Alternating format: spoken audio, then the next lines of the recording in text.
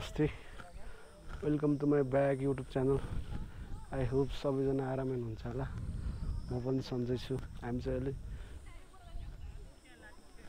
बेलढुङ्गा view point हेर्नको लागि आइरहेको छौँ। स्पेसल्ली चाहिँ यहाँ चाहिँ बेलढुङ्गाको लास्ट जरामा आइपुगिसकेका छौँ। यहाँ चाहिँ अब यहाँ सुपर भ्यूहरू देख्न सकिन्छ। अब यहाँ हिमालहरू छ है। चाहिँ अब यहाँ चाहिँ अब धौलागिरी, अन्नपूर्ण, माछापुच्छ्रे त्यो त्यहाँ छ है। चाहिँ फोटो सेसन भइरहेको छ। हामी चाहिँ अब यहाँ बेलढुङ्गा है, Panchkot, Myagdi मुसुङ, धामजाउखोले 4वटा junction पोइन्टहरूमा junction point हो यो चाहिँ है। हामी चाहिँ यहाँ सिडी चढेर अब माथि पुगेर त्यहाँ माथि पुग्छ है। त्यहाँ माथि पुगेपछि हामी चाहिँ बेलढुङ्गा भ्यू पोइन्टमा पुगिन्छ। यो चाहिँ अब जक्सन पोइन्टहरू हो है। अब यहाँ त सब धेरै ठाउँहरू देख्न सकिन्छ कि। यहाँ चाहिँ आज मान्छेहरू आइरहेका छन् भिजिट गर्नलाई। दर्शक महानुभावहरू चाहिँ सबै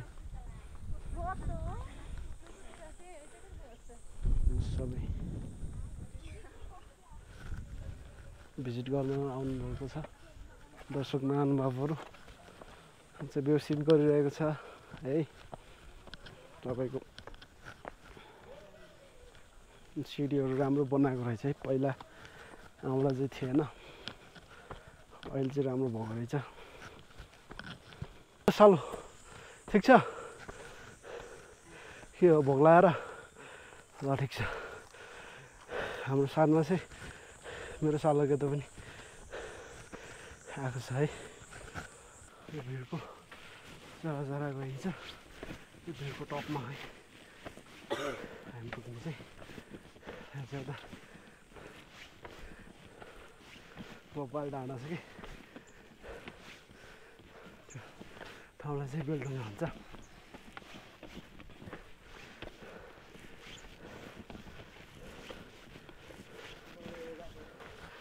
अहिले चाहिँ भट्केको भन्ने कुराहरू आएको छ। त्यही पनि अहिले चाहिँ कस्तो बनिरहेको रहेछ देखाउनेछु तपाईँहरूलाई।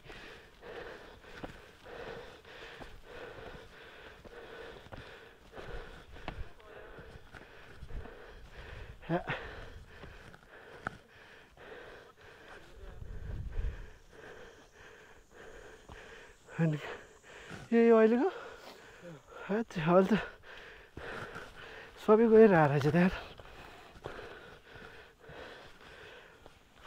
बेलढुङ्गा भ्यू पोइन्ट है, बागलुङ म्याग्दी। यो चाहिँ बागलुङ म्याग्दीको सिमानामा पर्छ।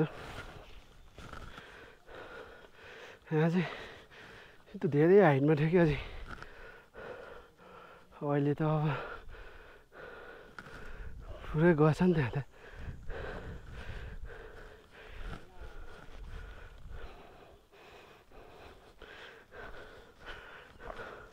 यति भ्यूै गइसकेको छ नि त, धेरै अल्गो थियो फुटेज है। खै यहाँ पहिला जस्तै रहेनछ नि त, अहिले त गइसकेको छ नि सबै है। ल ल फोटो सेसन हुँदैछ यहाँ चाहिँ है। हामी चाहिँ अहिले बेलढुङ्गा भ्यू पोइन्टमा। अब यहाँको बारेमा केही भन्दैन त। बेलढुङ्गा चाहिँ अब यो चाहिँ म्याग्दी र बागलुङको सिमानामा पर्ने बेलढुङ्गा हो। यो चाहिँ 2614 मिटरको हाइटमा छ, समुद्री सतहदेखि। यो चाहिँ म्याग्दीको विशेष गरी भकिमली र बागलुङको चाहिँ काटेखोला गाउँपालिकाको सिमानामा पर्ने, म्याग्दी र बागलुङको बिचमा पर्ने यो एकदमै रमणीय ठाउँ हो। यहाँबाट चाहिँ विभिन्न 11वटा जिल्लाहरू चाहिँ देख्न सकिन्छ हामीले। विशेष गरी 11वटा जिल्लाका विभिन्न ठाउँहरू चाहिँ हामीले यहाँबाट हेर्न सकिन्छ। साथै विभिन्न चाहिँ नि डाँडाकाँडा हिमाल पहाडहरू चाहिँ एकदमै मनोरम दृश्यहरू हेर्न सकिन्छ। यो चाहिँ बरङ्गला साइड हो, यो म्याग्दीको बरङ्गला। हजुर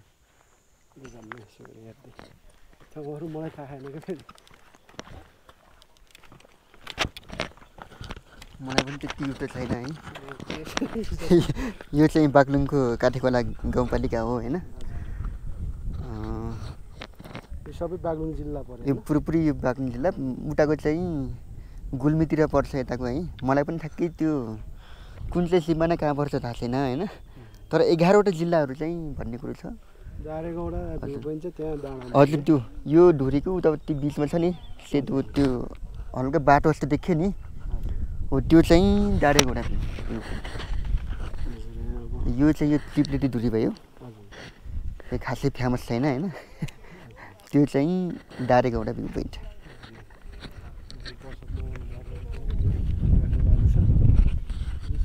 रमाइलो छ ठाउँ चाहिँ, हाइटमा छ। पहिला आउँदा अझै रमाइलो थियो, यहाँ चाहिँ ठाउँ एकदम अर्को हाइटमा थियो है। यो सबै भत्किएर अब यहाँ भ्यू पोइन्ट बन्नेवालामा रहेछ है ठाउँ चाहिँ। त्यही नै हो, यहाँ चाहिँ अब भ्यू पोइन्टहरू बन्ने तयारीमा भएको देखिरहेको छ। त्यही नै हो, चाहिँ अब बेलढुङ्गा भ्यू पोइन्ट। त्यहाँनिर चाहिँ अब देख्न सक्नुहुन्छ धौलागिरी हिमाल, अन्नपूर्ण माछापुच्छ्रे पनि अलिअलि देखिरहेको छ है। अन्नपूर्ण माछापुच्छ्रेहरू देखिरहेछ। त्यो ठाउँ चाहिँ दर्शक महानुभावहरू पनि भिजिट गर्न आउनुभएको छ। त्यही नै हो, यहाँ चाहिँ अब भ्यू पोइन्ट बन्यो भने चाहिँ एकदम फेरि पहिलाको जस्तै बबाल तरिकाले आउने जस्तो देखिन्छ। त्यही हो, त्यहाँ चाहिँ अब पिकनिकहरू कार्यक्रमहरू अर्गनाइज गर्ने होइन। त्यहाँको बेलुका आएर बिहानमा सनराइजहरू हेर्ने टेन्ट साइडको बस्ने ठाउँ छ त्यहाँ चाहिँ एकदम रमाइलो छ।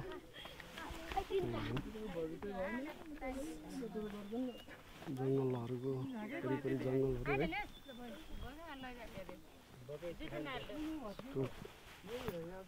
डाँडामा चाहिँ बेलढुङ्गा पर्छ।